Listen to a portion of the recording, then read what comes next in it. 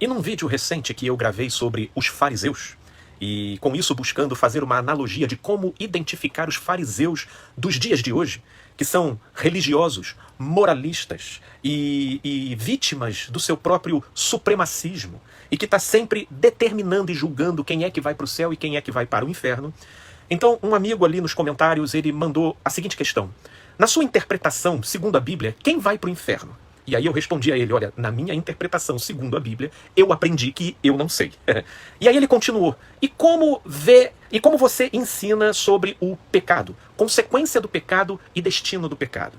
E aí eu disse para ele que eu responderia aqui num vídeo. E nesse vídeo eu quero dizer: olha, o que eu ensino sobre o pecado, consequência do pecado e o destino do pecado, é como Jesus fez e ensinou.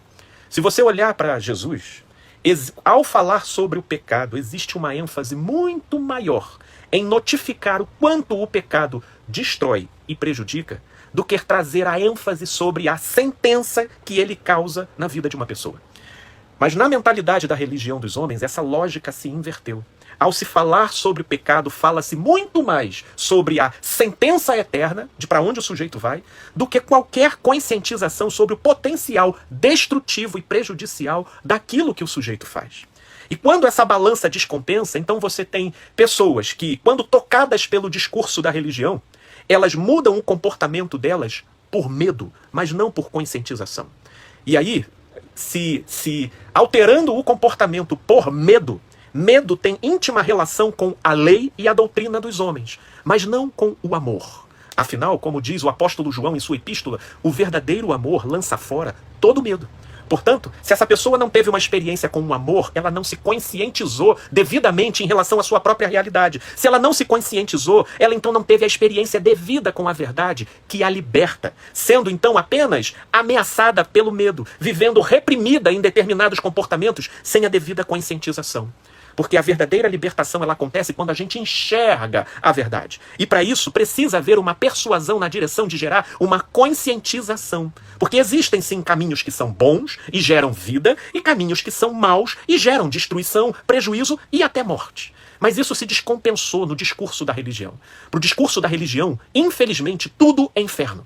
Então pessoas apavoradas com o inferno, elas adestram o seu comportamento pela via do medo, mas sem nunca ter conhecido a verdade e muito menos o amor. Olha como que Jesus trata os caminhos que geram para a morte. Haja visto o Sermão da Montanha, quando ele diz: ouvistes o que foi dito aos antigos, não matarás, porém eu vos digo que se no coração você já tratar o seu semelhante com indiferença, você já está num caminho de deturpação. Olha o que ele diz: não resistais ao perverso, se ele te pedir a túnica, dele também a capa. Ele vai seguindo pelo caminho. Quando jejuares, não demonstrem para todo mundo que você está jejuando, antes entra no teu quarto e em secreto fala com seu pai.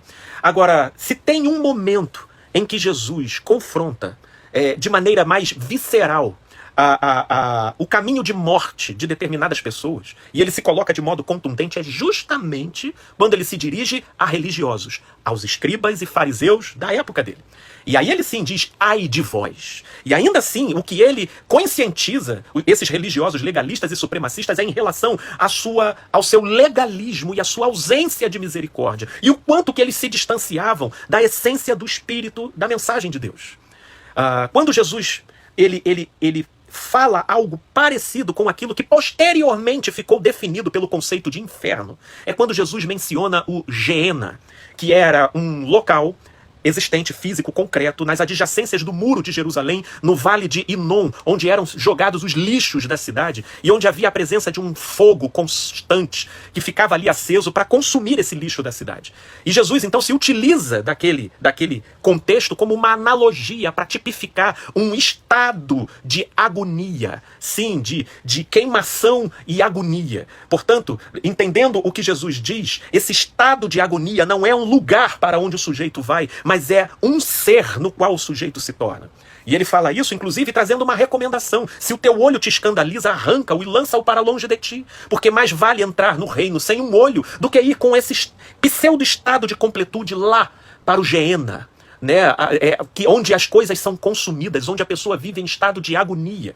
Então, é preciso se ter até entendimento quando Jesus fala sobre inferno, né? Porque para a religião é a ameaça de para onde você vai ser colocado se você não obedecer. E aí nessa retórica são inseridas uma série de caprichos que vão desde você questionar o pastor, até você, de repente, ter um pensamento crítico dentro da igreja, até você usar um tipo de roupa num determinado evento, faltar um culto numa dada semana, e aí esses caprichos todos vão sendo ameaçados com um inferno. E nenhum deles carrega um potencial de reflexão sobre o significado da potencial possibilidade de destruição e de prejuízo. Porque como isso não é possível de persuadir os homens, então a maneira de eles se tornarem mais convincentes é ameaçando com esse inferno, esse conceito de um lugar eterno para onde a pessoa vai passar o resto da vida sofrendo só porque ela deixou de atender o quesito A, B, Y e Z.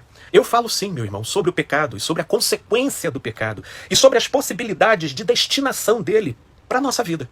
E isso em múltiplos sentidos. Toda vez que a pessoa prevarica contra o sentido da vida, viola os termos daquilo que ela gostaria que fosse feito sobre ela, e ela egoísta e cegamente faz sobre os outros, eu o tempo todo busco, na medida do possível, gerar uma conscientização do potencial destrutivo e de prejuízo para o ser e para o contexto da vida da pessoa. Agora, a sentença final, ela não me cabe.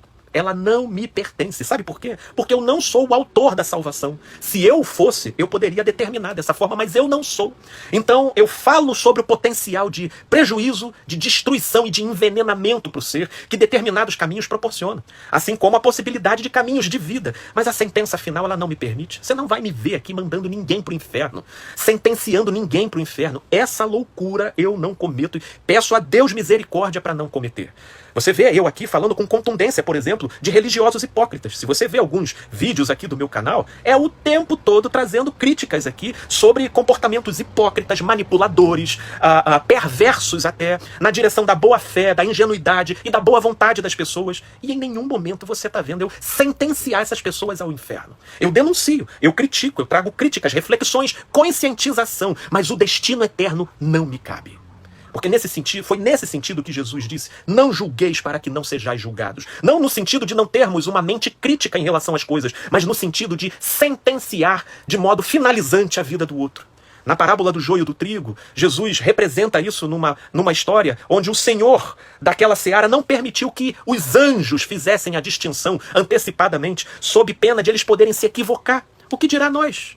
Então que haja sim denúncia crítica, conscientização, reflexões sobre o potencial destrutivo e de negativação e de destruição do ser. Mas sem sentenças finalizantes, porque isso infelizmente é uma tendência da religião dos homens, e isso produz medo, produz até alteração de comportamento, mas não produz a verdadeira metanoia, mudança de mente, que é o coração persuadido pela verdade, inspirado pelo amor na direção da vida. É para pensar, gente boa, paz e luz, meus amigos e amigas.